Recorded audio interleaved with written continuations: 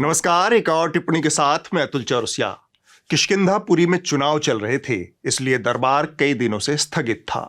बड़े दिनों बाद आज दरबार में रौनक लौटी थी, इसलिए धृतराष्ट्र और संजय काफी तरोताजा और जोश में नजर आ रहे थे। संजय की पोटली में घटनाओं और कहानियों का जखीरा मौजूद था।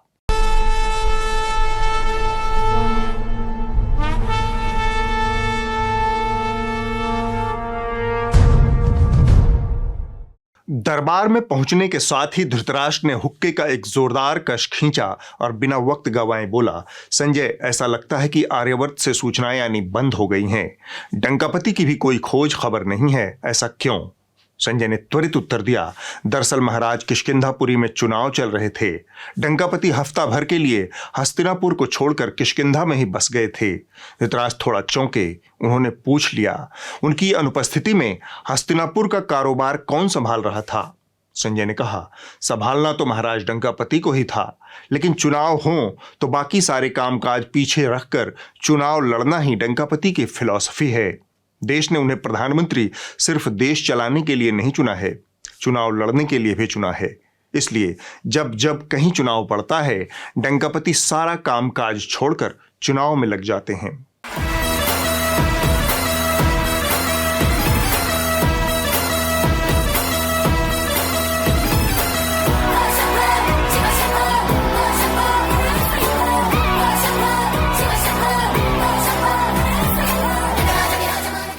बेंगलुरु ने जो ताकत दिखाई है, जो विश्वास दिखाया है, जो प्यार दिखाया है, वो मेरे हृदय को छूने वाला था। दोस्तों, मैं जीवन भर कर्नाटका का ऋणी रहूंगा।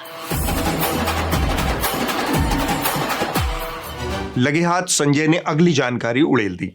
डंकापति ने 7 दिन में 19 जनसभाएं की, 6 रोड शो किए। किष्किंधा के ताबड़तोड़ दौरे में डंकापति ने 19 जिलों की खाक छानी और 144 विधानसभाएं नाप दी, लेकिन इनमें से 102 पर डंकापति को हार का मुंह देखना पड़ा। हार की बात सुनकर धृतराष्ट्र के भीतर कुछ कसमसाया। उन्होंने संजय का मुंह निहारा। तब संजय ने कहा, दरअसल महाराज डंकापति की दुकान में वही सब पुराने सामान थे जिसके खरीदार पिछले चुनाव में थे। इस चुनाव में खरीदार बदल गए थे, लेकिन डंकापति वही पुराना सामान बेच रहे थे। धृतराष्ट्र ने पूछा, क्या बेच रहे थे? संजय ने कहा, अव्वल तो उन्होंने अच्छी बिक्री के लालच में अपने एक शागिर्द को लगा दिया गालियां गिनने में। बकौल डंकापति अब तक वो 91 बार गाली खा चुके हैं। अब तक मुझे ये कांग्रेस के लोगों ने 91 टाइम अलग अलग गालियां दी है। धृतराष्ट्र ने उत्सुकता से पूछा, डंकापति दिन भर बैठकर ये जो गालियां गिनते रहते हैं, क्या यह उनके 18 घंटे के कामकाज में शामिल होता है? संजय ने जवाब दिया, यह तो डंकापति ही बता सकते हैं महाराज। धृतराष्ट्र ने टट कर कहा, तब तुम आगे की कहानी सुनाओ। संजय ने आदेश का पालन किया और कथा आगे बढ़ी। महाराज डंकापति लगातार जी तोड़ कोशिश कर रहे थे कि उनके स्टॉक में पड़ा पुराना सामान निकल जाए। उन्होंने अपने अभियान के बीच में ही बजरंग बली को पकड़ लिया। बजरंग बली की, बजरंग बली की, बजरंग बली की, बजरंग बली की, बजरंग बली की। संजय जारी थे। किष्किंधा की रियाया को यह भी पसंद नहीं आया। उसने तय कर लिया था कि हिंसक धर्मांध बजरंग दल वालों के हाथ वो बजरंग बली की मर्यादा को नहीं छोड़ेंगे।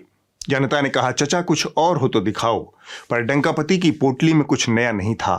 आखिर तक उन्होंने फिर से वही फटा पुराना ढोल पीटा और जनता को लुभाने की नीयत से उसके बीच उछाल दिया। यह विदेशी साजिश का फटा हुआ ढोल था।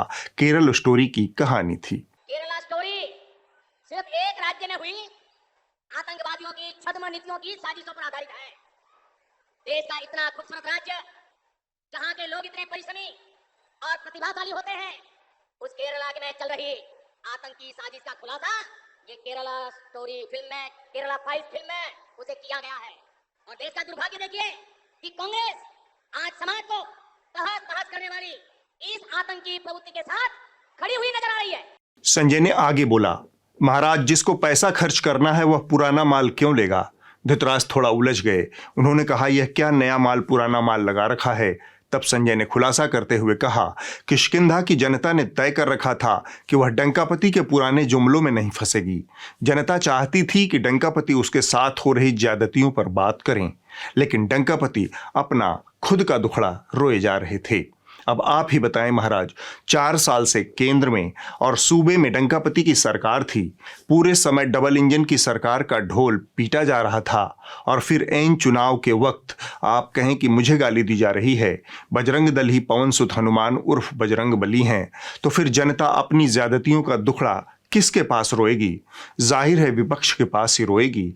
इस मौके पर धृतराष्ट्र ने मार्के की बात कही, तो ये बताओ कि जनता के साथ किस तरह की ज्यादती हो रही थी।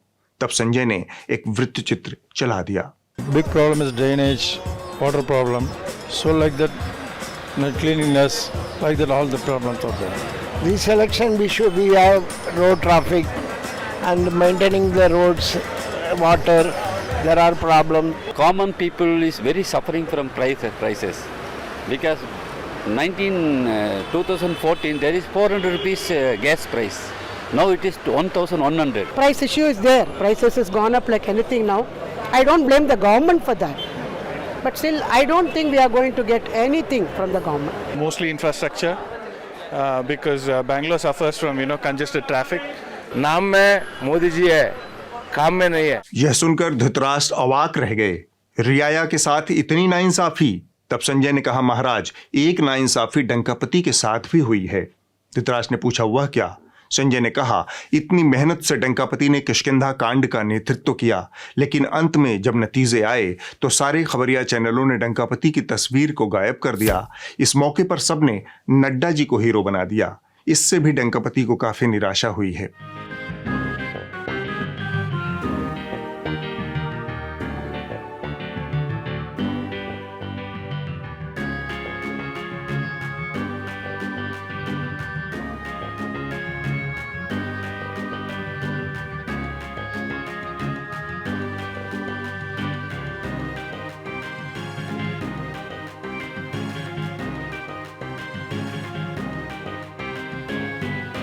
किष्किंधा कांड से उचट चुके धृतराष्ट्र ने बोला, कुछ और सुनाओ। तब संजय को ध्यान आया कि हाल ही में डंकापति के मन की बात का 100वां अध्याय समाप्त हुआ है।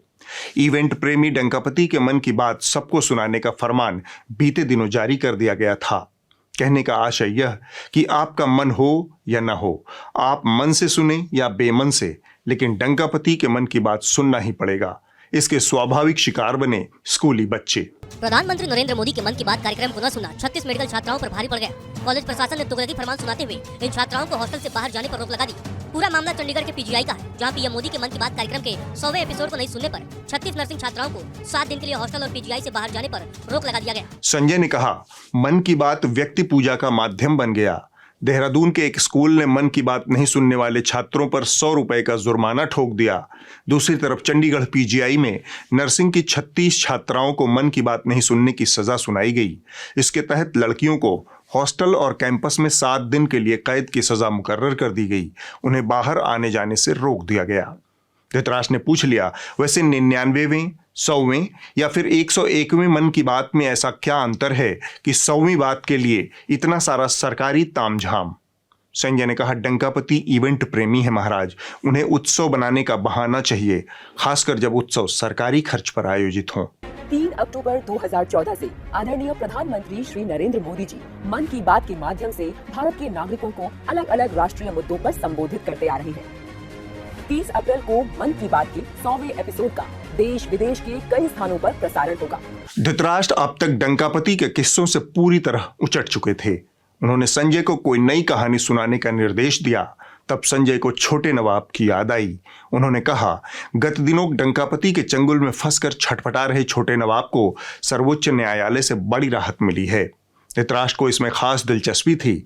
उन्होंने खुलासे की इच्छा जताई। तब संजय ने एक वृत्त चित्र चला दिया। बहुत महत्वपूर्ण टिप्पणियां सुप्रीम कोर्ट की तरफ से। केंद्र के दखल से राज्य का काम प्रभावित ना हो, राज्य के अधिकार को केंद्र टेक ओवर ना करे। तो सीधे सीधे सुप्रीम कोर्ट ने कहा है कि राज्य के अधिकार को केंद्र टेक ओवर ना करे। और साथ ही साथ सुप्रीम कोर्ट ने यह भी कहा कि चुनी हुई सरकार की जनता के प्रति जवाबदेही है। दिल्ली के लिए संविधान में संघीय मॉडल है, चुनी हुई सरकार को शक्ति मिलेगी। सबसे महत्वपूर्ण टिप्पणी। दरअसल डंकापति दिल्ली के चुनावी मैदान में जो हासिल नहीं कर पाए थे, उसे पिछले दरवाजे से हासिल करने की फिराक में थे। इसके लिए उन्होंने सक्सेना को हस्तिनापुर में तैनात किया। सक्सेना ने छोटे नवाब को चारों तरफ से घेर लिया था, लेकिन सर्वोच्च न्यायालय ने एक झटके में डंकापति और सक्सेना का चक्रव्यूह छिन्न भिन्न कर दिया। यह सुनकर धृतराष्ट्र को तसल्ली मिली और वो उठ खड़े हुए। सूरज डूब रहा था, दिन बीतने को था, सभा समाप्त हुई। धृतराष्ट्र अंतःपुर को लौट गए। धृतराष्ट्र संजय संवाद में इस हफ्ते बस इतना ही। कर्नाटक चुनावों के नतीजे का कई लोगों पर कई तरह से असर हुआ। मसलन भाजपा के प्रोपेगेंडा अभियान, जिसे बाकी दुनिया आईटी सेल के नाम से जानती है, इसके मुखिया अमित मालवीय ने हार के मौके पर छोटा दिल और मन उससे भी छोटा वाला चरित्र पेश किया। जानकारों के मुताबिक इसे अंग्रेजी में बैड लूजर कहते हैं और हिंदी में खिसियाई हुई बिल्ली का खंभा नोचना। पहले आप मालवीय जी की कुंठा देखिए। We actually think you are of no use. You are a propagandist. You should retire. You are 58. You should go. I've been telling you, I tell you every election, but you refuse to. You should go and prostrate in front of Sonia Gandhi and ask her to give you a Rajya Sabha seat for the services that you do for the Congress. You get that? You go lower and lower. The lower you go, the higher I will climb. I will smile every time you give these low jibes. You're from the party of Vajpayee and Advani. This is the party of Vajpayee and Advani. You don't reduce it to personal jibes. The great Mr. Vajpayee would lose elections and smile. You don't intimidate me. Don't intimidate me, sir. Please. But have a good day. Have a good day. जाहिरन Rajdeep की तरफ से ऐसी कोई उकसावा या उत्तेजना वाली बात नहीं कही गई थी जिससे मालवीय का पारा चढ़ जाए। यह उसी स्थिति में संभव है जब कोई उच्च रक्तचाप, इनसिक्योरिटी या फिर एंजाइटी जैसी समस्या से पीड़ित हो। राजदीप ने इस विषय को उतनी ही शालीनता और समझदारी से निपटाया।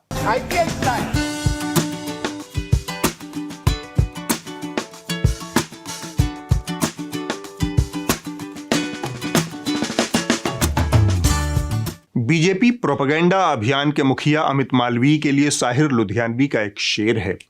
मायूसी मायाल मोहब्बत न पूछिए, अपनों से पेश आए हैं बेगानगी से हम। और लगे हाथ बात इंडिया टुडे समूह की। ये वो चैनल है जो अपने एंकर को एक छोटी सी गलती के लिए महीने भर के लिए ऑफ एयर कर देता है, लेकिन इसी चैनल पर सत्ताधारी दल का एक नेता आकर कुछ भी अल्ल बल्ल बक कर चला जाता है और चैनल विरोध भी दर्ज नहीं करता। और तो और राजदीप के इसी शो में चैनल के एक और सलमा सितारा एंकर राहुल कंवल भी साथ साथ एंकरिंग कर रहे थे, लेकिन इस पूरी बदकुच्चन के दौरान उन्होंने सुविधाजनक चुप्पी ओढ़ ली। अपने सहयोगी के बचाव में कुछ नहीं बोला। तो राहुल कंवल और इंडिया टुडे समूह के लिए खुमार फारूकी का एक शेर है, ऐसे मिला है हमसे सनाशा कभी न था, वह यूं बदल ही जाएगा सोचा कभी न था। और अब मैं आपको खबरिया चैनलों का एक ऐसा सच बताने जा रहा हूं जो आपकी आंखों के सामने अक्सर बेधड़क दिन दहाड़े पूरी धूर्तता से पेश किया जाता है। इसका सिर पैर नहीं होता, लेकिन आपको यह खबरों और सच की शक्ल में परोसा जाता है। यह धोखाधड़ी हमारी पकड़ में आई एबीपी न्यूज़ पर सुबह के 9 बजे, जब कर्नाटक चुनावों के रुझान बस आने ही शुरू हुए थे। उसी समय यह प्रहसन रचा गया। इसकी रचयिता थी बहन रूबिका लियाकत और उनकी पूरी टीम। पहले आप यह हिस्सा बहुत ध्यान से सुनिए। आपका चैनल एबीपी न्यूज़ भी इस वक्त कवरेज में सबसे आगे है। फेसबुक पर आप नंबर 1 है, एंगेजमेंट में भी हम नंबर 1 है। आपका प्यार लगातार ऐसे मिलते रहे और बीजेपी आगे निकली है। बीजेपी 105। जो सबसे पुख्ता जो रुझान आ रहे हैं वो चुनाव आयोग के आ रहे हैं। 12 सीटों पर कांग्रेस आगे है, 1 पर जेडीएस आगे है और 8 पर बीजेपी आगे है। 8 पर बीजेपी, 12 पर कांग्रेस, 1 पर जेडीएस। और उसमें एक इंटरेस्टिंग पैटर्न देखने मिल रहा है कि जहां पर भी कांग्रेस कैंडिडेट्स आगे हैं उनका मार्जिन बहुत ज्यादा है और बड़ी खबर, बीजेपी 110 पर पहुंच गई है, यानी बहुमत से सिर्फ 3 सीट दूर है बीजेपी और कांग्रेस फिसल गई है। अभी की सबसे बड़ी खबर, ये रुझानों के मुताबिक कांग्रेस फिसलती हुई नजर आ रही है। कांग्रेस 98 पर पहुंच गई है, जबकि बीजेपी 110 पर। रोमाना सिर्फ 3 सीटें पीछे है बीजेपी। रुझानों में बीजेपी ने बहुमत का 113 वाला आंकड़ा छुआ। रूबिका, बीजेपी यहां 113, मैजिकल 114, बीजेपी आगे निकली। पल पल पासा बदल रहा है। बीजेपी 113, 114 होती हुई अभी कांग्रेस 96 पर, जेडीएस 14 और रोमाना के पास बदलता आंकड़ा। रोमाना 115 हुआ, बदलता हुआ बहुमत के आंकड़े से आगे निकलती हुई बीजेपी। इस वक्त देखिए किस तरीके से 113 के आंकड़े को क्रॉस करते हुए बीजेपी 115 पर पहुंच गई है। कांग्रेस का आंकड़ा वहां से भी पीछे फिसल गया है। अब मैं आपको पूरी बात समझाता हूं। 9 बजे तक चुनाव आयोग की वेबसाइट पर सिर्फ 21 सीटों का रुझान आया था। चैनल के एक वरिष्ठ एंकर दिबांग कहते भी हैं कि 12 पर कांग्रेस, 8 पर भाजपा और सिर्फ 1 पर जेडीएस आगे है। लेकिन उनकी इस बातचीत के बीच ही चैनल पर मोदी का नारा चलने लगता है, बजरंगबली की जय। एक बार फिर से सुनिए आप। और रूबिका, उसमें एक इंटरेस्टिंग पैटर्न देखने मिल रहा है कि जहां पर भी कांग्रेस कैंडिडेट्स आगे हैं उनका मार्जिन बहुत ज्यादा है और बजरंगबली की बजरंगबली की बजरंगबली की बजरंगबली की। दरअसल 9 बजे का समय वह समय होता है जब ज्यादातर चैनलों में आईबॉल खींचने की होड़ लगी रहती है। चैनलों ने इसे ही फार्मूला बना लिया है। इस समय के आसपास वो मोदी, भाजपा और तथ्यहीन, आधारहीन आंकड़ों के जरिए एक हिस्टीरिया चैनल की स्क्रीन पर क्रिएट करते हैं और ज्यादा से ज्यादा दर्शकों को अपने चैनल की तरफ आकर्षित करने का हथकंडा अपनाते हैं। रूबिका एक साथ 2 बात कह रही हैं। एक तो उनका चैनल एंगेजमेंट में सबसे आगे है और लगे हाथ वो बताती हैं कि भाजपा बहुत तेजी से आगे निकल रही है।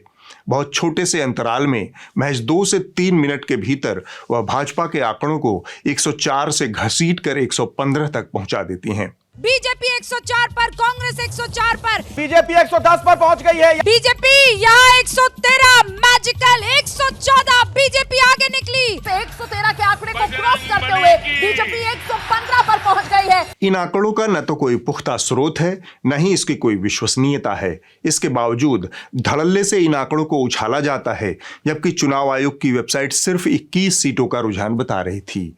जब इन उलझुलूल आंकड़ों को उछाला जाता है, तब साथ में मोदी, भाजपा को भी जोड़ दिया जाता है।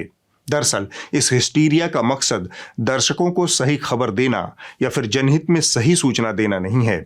इसका मकसद होता है ज्यादा से ज्यादा दर्शकों को सेंसेशन पैदा करके अपनी तरफ खींचना, अपनी टीआरपी बढ़ाना और उस टीआरपी का इस्तेमाल विज्ञापन हासिल करने में करना।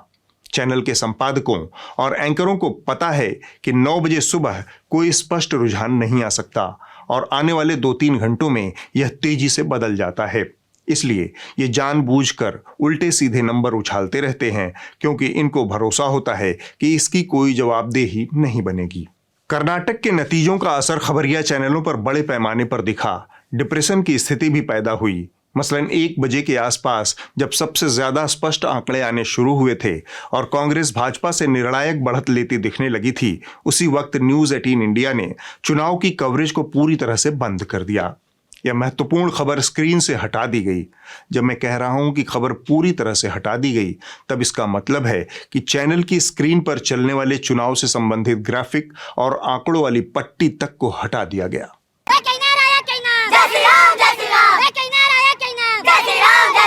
तो पंडित धीरेन्द्र शास्त्री पटना पहुंच चुके हैं और इस होटल में मौजूद हैं। बाहर में भारी संख्या में लोग मौजूद हैं। आपको तस्वीर दिखाने की कोशिश करेंगे। ऊपर का एक फ्लोर पूरी तरीके से बुक कराया गया है, जहां पंडित धीरेन्द्र शास्त्री के साथ आए हुए लोग और आयोजनकर्ता वहां पर मौजूद हैं। किसी को अंदर जाने की इजाजत नहीं है। इसे देखकर आप यही कह सकते हैं कि या तो चैनल का संपादकीय विवेक दिवालिया हो चुका है, या फिर सत्ता का भोपू बजाने का इतना जबरदस्त दबाव है कि इसके आगे और कोई बात मायने नहीं रखती, पत्रकारिता भी नहीं। जब देश के सबसे महत्वपूर्ण राज्यों में से एक का चुनावी परिणाम आ रहा है, वह राज्य देश का आर्थिक केंद्र है, तब उस खबर को पूरी बेशर्मी से गायब कर देना और उसकी जगह एक अदने से पाखंडी बाबा बागेश्वर की पटना यात्रा की खबर चलाना टेलीविजन पत्रकारिता के बर्बाद गुलिस्तां की एक और तस्वीर भर है। हुड़कचुल्लुओं ने अलग अलग चैनलों पर इस तरह के कई खटकर्म किए। मसलन कुछ की संपादकीय दृष्टि इतनी कुंद हो गई कि कर्नाटक के चुनावों को गायब कर उन्होंने उत्तर प्रदेश के नगर निकाय चुनावों की खबर को प्राथमिकता से चलाना शुरू कर दिया। हर चुनाव एक राजनीतिक संदेश देता है। उत्तर प्रदेश के निकाय चुनाव का संदेश भी साफ है। यूपी में बीजेपी के ट्रिपल इंजन सरकार का चुनावी फॉर्मूला चल निकला है। निकाय चुनाव के नतीजों से ये बात शीशे की तरह एक बार और साफ हो गई। उत्तर प्रदेश में बीजेपी की हवा बरकरार है। प्रधानमंत्री नरेंद्र मोदी का जादू उत्तर प्रदेश की जनता के सर चढ़कर बोल रहा है। अभी तक की जो गणना हुई है उसके मुताबिक जो बीजेपी के उम्मीदवार है अशोक तिवारी, वो लगभग 4,500 वोट से एक तरीके से उन्होंने लीड बना ली है। दूसरे नंबर पर समाजवादी पार्टी और तीसरे नंबर पर कांग्रेस है। तो जिस बात की उम्मीद की जा रही थी कि प्रधानमंत्री के संसदीय क्षेत्र में बीजेपी एक जो अपनी बढ़त है वो फिर से बरकरार रखेगी, कुछ वैसा ही होता दिख रहा है। जो शुरुआती रुझान है उसके मुताबिक लगभग 4,500 से अधिक वोटों से बीजेपी आगे चल रही है। खबरों के साथ यह तोड़ मरोड़ बताती है कि भारत में टेलीविजन पत्रकारिता बहुत बीमार है। खबरें जनहित को धोखा देकर चलाई जा रही हैं। खबरें सत्ताधारी दल को खुश करने के लिए चलाई जा रही हैं। खबरें एक नेता और व्यक्ति विशेष का भक्तिगान करने के लिए दिखाई जा रही हैं। पत्रकारिता को इस दुष्चक्र से निकालने की जिम्मेदारी आपके हाथ में है। हमारा देश और पूरी दुनिया वर्ल्ड प्रेस फ्रीडम डे मना रही है। इस मौके पर हमारे मीडिया की दो एकदम उल्टी तस्वीरें नजर आ रही हैं। पत्रकारों को सवाल पूछने के लिए एफआईआर झेलनी पड़ रही है। मीडिया संस्थानों को आईटी सर्वे की शक्ल में छापे झेलने पड़ रहे हैं। दूसरी तरफ इस मीडिया का एक बड़ा हिस्सा सरकार के कदमों में पड़ा है, क्योंकि उसके पैसे का कूड़ा सरकार के हाथ में पड़ा है। मीडिया को इस बदहाली से बाहर निकालने की चाबी आपके हाथ में है। जितना स्वस्थ और आजाद किसी देश का मीडिया होगा, उतना ही स्वस्थ और ताकतवर उस देश का लोकतंत्र और उसके नागरिक होंगे। इस वर्ल्ड प्रेस फ्रीडम डे पर प्रेस फ्रीडम न्यूज लॉन्ड्री सेना फंड में सहयोग करें। क्या इस देश के नागरिक और news consumer press freedom day के महीने में ये फंड पूरा कर पाएंगे? देखते हैं। इस लिंक पर क्लिक करें और अपने दोस्तों परिवार वालों को भी फॉरवर्ड करें। इसे पूरा करवाएं और गर्व से कहें, मेरे खर्च पर कायम है प्रेस फ्रीडम। सुधीर चौधरी की हालत उस बच्चे जैसी है जो घर से सिर्फ गाय पर निबंध याद करके स्कूल पहुंचा और परीक्षा में ताजमहल पर निबंध लिखने को आ गया। लिहाजा वह ताजमहल की छत पर बैठकर गाय पर निबंध लिखता है। ताजमहल की छत से हरे घास का मैदान दिखता है। मैदान में गाय घास चर रही थी। बीच बीच में वह गोबर भी कर रही थी। गाय के गोबर में औषधीय गुण होते हैं, लेकिन उसके मूत्र में उससे ज्यादा औषधीय गुण होते हैं। व्यक्ति को गौमूत्र का नियमित सेवन करना चाहिए। कुछ इसी तरह से सुधीर चौधरी ने कर्नाटक में कांग्रेस की जीत पर अपना शो किया। मौका मिलते ही उन्होंने कांग्रेस की बड़ी जीत में मोदी की तारीफ और अपनी चापलूसी की रेलगाड़ी दौड़ा दी। प्रधानमंत्री नरेंद्र मोदी जो भारत के सबसे लोकप्रिय नेता हैं, दुनिया के सबसे लोकप्रिय नेताओं में से एक हैं, भारत में राजनीति के सबसे बड़े ब्रांड हैं, जिन्हें जननायक माना जाता है, जिनकी पार्टी दुनिया की सबसे बड़ी पार्टी मानी जाती है, उनकी पार्टी भी कमजोर टीम के परफॉर्मेंस की वजह से कर्नाटक के विधानसभा चुनाव में हार जाती है। और ये बात अपने आप में दर्शाती है कि भारत का लोकतंत्र कितना मजबूत है और ये कितना विशाल है। और लगे हाथ इसमें उन्होंने अपना सबसे प्रिय कुतर्क भी ठेल दिया। अगर भाजपा हारती है तो यह मुफ्त की रेवड़ियों का नतीजा है, और अगर भाजपा जीतती है तो देश विश्वगुरु बनने की ओर अग्रसर है। कांग्रेस ने अपने घोषणा पत्र में वादा किया था कि वो राज्य के हर किसान को प्रति एकड़ जमीन पर 10,000 रुपए की सब्सिडी, किसान मजदूरों को हर महीने 2,000 रुपए भत्ता और ऐसी महिलाओं को 2 लाख रुपए की सब्सिडी देगी जो ऐसे युवाओं से शादी करती हैं जो कृषि के क्षेत्र में काम कर रहे हैं। यानी मुफ्त की इन रेवड़ियों ने बीजेपी की विचारधारा वाले चुनावी मॉडल को धराशायी कर दिया। तिहाड़ शिरोमणि और उनके जैसों की दिक्कत यह है कि उनकी हालत मुल्ला की दौड़ मस्जिद तक है। नेताजी के ड्राइंग रूम से चैनल के स्टूडियो रूम तक। एक आध बार अगर ग्राउंड पर पहुंचते तो समझ में आता कि थिथरई के आगे भी दुनिया है और भाजपा की मुफ्त रेवड़ियां बाकियों से कहीं ज्यादा बट रही हैं। That the BPL will get 5 kg of rice and 5 kg of wheat. This is empowerment. BPL families को, हाउस होल्ड्स को ½ लीटर नंदिनी मिल्क हर रोज मिलेगा और 5 केजी श्री अन्ना। तो ये एक किट होगा, मंथली राशन किट होगा जिसमें आपको अन्न भी मिलेगा and ½ litre Nandini milk everyday की free annual master health checkup होगा सीनियर सिटीजन का और फ्री बस। फिर भी एक बात की तारीफ करना होगा कि चौधरी ने थोड़ा सा तरक्की की है। दिल्ली की जनता को तो चौधरी ने पानी पी पी कर गरियाया था, कर्नाटक वाले थोड़ा सा बच गए। चौधरी की चाटुकारिता के बाद असली पत्रकारिता देखिए। वक्त है इस हफ्ते की रिपोर्ट का।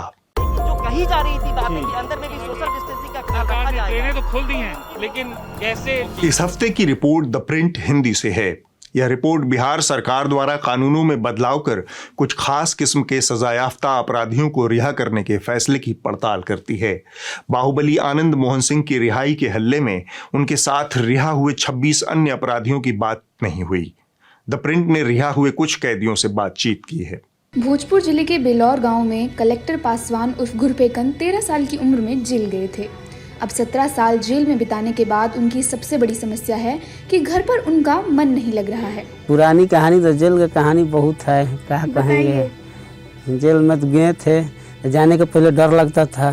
जेल के अंदर में रहते मतलब आदत हो गया था। हम गांव वाला जिसके साथ गलती हुआ मैडम, उसको भी हम बार बार प्रणाम करते थे। वहाँ से भी अगर गलती नाम दे दिए हैं तो भी ठीक है, गलती आपसे हो चाहे हमसे हो, लेकिन हम उनको बारे कभी बुरा भावना नहीं सोचे हैं, नहीं सोचेंगे, अभी तक तो नहीं सोचे हैं। उम्मीद लगता है कि हम कभी नहीं सोचेंगे, उनको भी प्रणाम करते हैं। इतने साल जब आपके पति जेल में रहे तो आपने कैसे जीवन बिताया और अब जब आ गए हैं तो कैसा लग रहा है?